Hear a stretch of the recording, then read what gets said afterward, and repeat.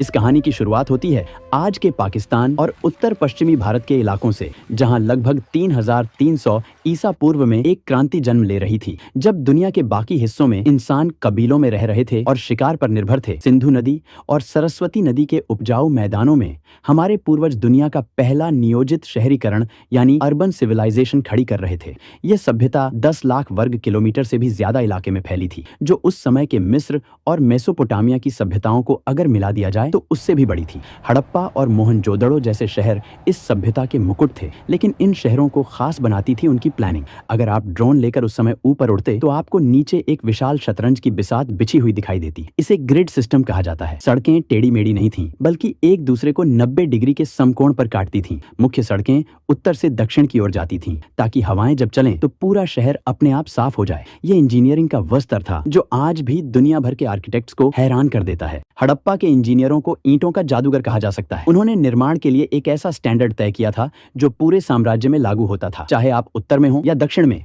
हर जगह ईंटों का अनुपात बिल्कुल एक जैसा था। यह समानता इस बात का सबसे बड़ा सबूत है कि 5000 साल पहले भी एक मजबूत केंद्रीय प्रशासन था जो इन मानकों को सख्ती से लागू करता था। घरों की बनावट भी कमाल की थी। मुख्य सड़क पर होने वाले शोर और धूल से बचने के लिए घरों के दरवाजे मुख्य सड़क की बजाय पीछे की गलियों में खुलते थे। लगभग हर घर में एक आंगन था, रसोई थी और सबसे चौंकाने वाली बात, एक निजी स्नानागार और टॉयलेट था। दीवारें इतनी मोटी बनाई जाती थीं कि गर्मियों में भी घर के अंदर ठंडक बनी रहे। यह वास्तुकला की वो समझ थी जो बताती है कि वे आराम और विज्ञान दोनों को महत्व देते थे। मोहनजोदड़ो के खंडहरों के बीचों बीच एक संरचना ऐसी है जो आज भी हमें विस्मित करती है, द ग्रेट बाथ या विशाल स्नानागार। यह लगभग 39 फीट लंबा और 23 फीट चौड़ा है। फीट चौड़ा एक जलकुंड था। इसकी इंजीनियरिंग बेमिसाल है। पानी रिसकर बाहर न जाए, इसके लिए ईंटों को जमाने में जिप्सम के गारे का इस्तेमाल किया गया और उसके ऊपर बिटुमेन यानी प्राकृतिक तारकोल की एक मोटी परत चढ़ाई गई। यह दुनिया का सबसे पुराना वाटरप्रूफिंग का उदाहरण है। इतिहासकार मानते हैं कि यह सामाजिक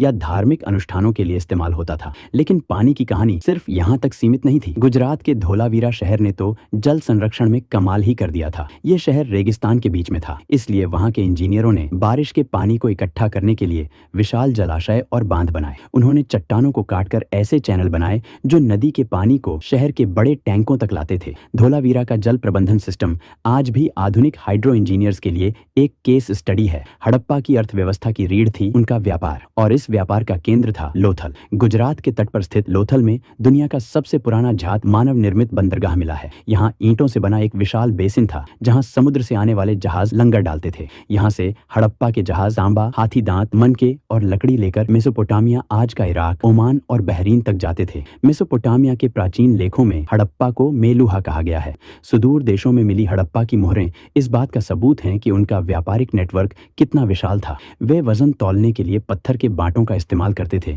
लेकिन इस सभ्यता का सबसे बड़ा रहस्य आज भी हमें चुनौती दे रहा है, उनकी लिपि। हड़प्पा के लोगों ने हजारों मोहरों पर, बर्तनों पर और तांबे की प्लेटों पर कुछ लिखा है। लगभग 400 से ज्यादा अलग अलग अक्षर मिले हैं। धोलावीरा में एक बड़ा साइन बोर्ड मिला है जिस पर 10 बड़े अक्षर लिखे हैं। शायद यह दुनिया का पहला बिलबोर्ड था, लेकिन 100 साल की कोशिशों के बाद भी हम इसे पढ़ नहीं पाए हैं। हम नहीं जानते कि वे कौन सी भाषा बोलते थे। जिस दिन यह लिपि डिकोड हो जाएगी, उस दिन इतिहास दोबारा लिखा जाएगा। धर्म की बात करें तो वे प्रकृति पूजक थे। सबसे दिलचस्प है पशुपति सील, जिसमें एक व्यक्ति योग मुद्रा में बैठा है और जानवरों से घिरा है। कई विद्वान इसे भगवान शिव का प्रारंभिक रूप मानते हैं। स्वास्तिक का चिन्ह, पीपल की पूजा और मांग में सिंदूर, ये सब हमें विरासत में वहीं से मिले हैं। इतनी महान, इतनी विकसित सभ्यता जो लगभग 1000 सालों तक शान से खड़ी रही, आखिर उसका अंत कैसे हुआ? 1900 ईसा पूर्व के आसपास शहरों में गिरावट आने लगी, नालियां जाम होने लगी और व्यापार ठप पड़ गया। पहले माना जाता था कि आर्यों ने हमला किया, लेकिन अब विज्ञान ने इसे नकार दिया है। असली कातिल था जलवायु परिवर्तन। सैटेलाइट इमेजरी बताती है कि उस समय सरस्वती नदी, जिसके किनारे सैकड़ों बस्तियां थीं, वह सूखने लगी क्योंकि टेक्टोनिक हलचल ने उसके पानी को यमुना की तरफ मोड़ दिया। दूसरी तरफ सिंधु नदी ने अपना रास्ता बदल लिया, जिससे भयंकर बाढ़ आई। मानसून कमजोर पड़ गया और सूखा पड़ने लगा। जब पानी ही नहीं रहा तो शहर वीरान हो गए। लोग अपने शानदार घरों को छोड़कर पूर्व और दक्षिण की ओर गंगा के मैदानों की तरफ पलायन कर गए। वे मरे नहीं, वे बस बिखर गए।